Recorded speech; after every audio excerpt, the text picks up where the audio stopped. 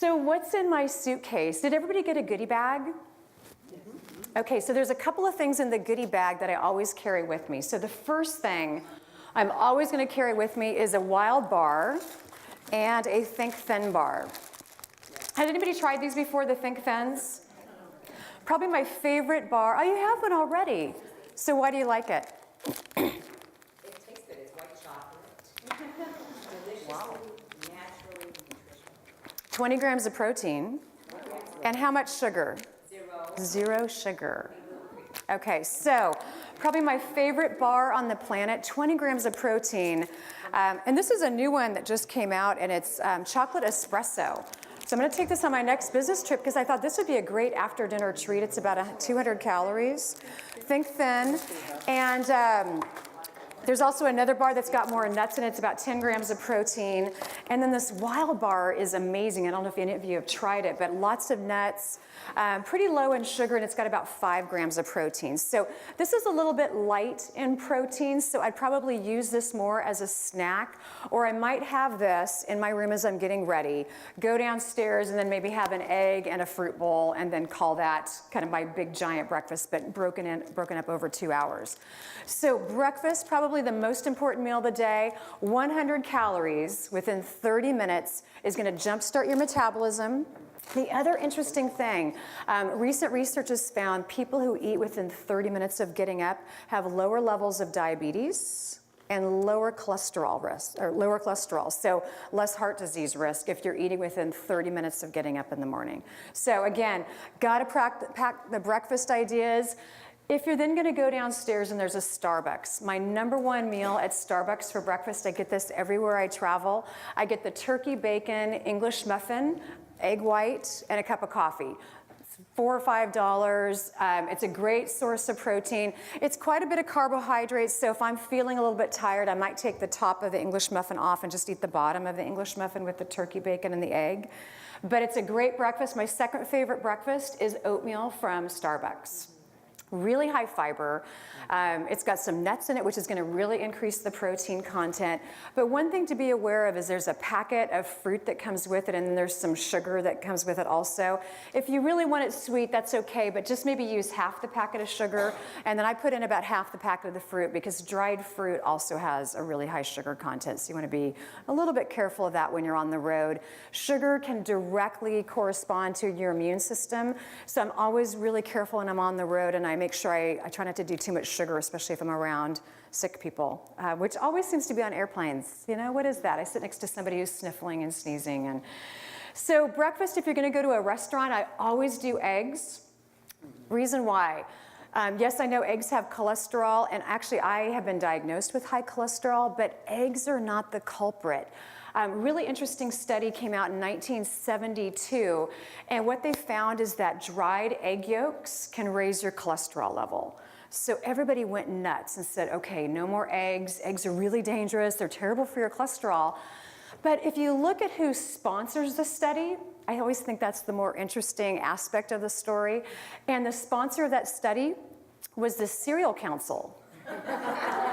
So, which would lead you to believe that the Cereal Council had a lot of, there was a lot of reason for them to really, kind of rip on eggs for the next 30 years, and people still are nervous about eating eggs if they have high cholesterol. There's other things on the planet that you're eating that are gonna raise your cholesterol more than eating eggs. So when I'm traveling, I always do eggs.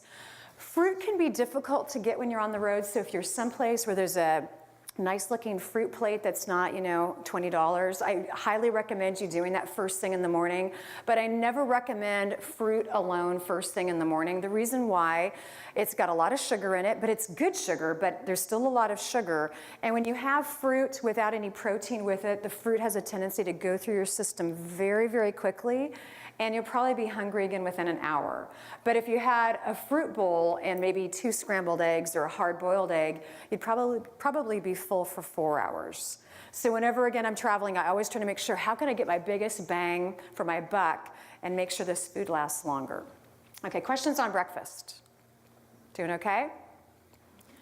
Okay, flaxseed. Anybody in here a flaxseed fan? Okay, a couple people. I love flaxseed. If you haven't seen it, here's what it looks like.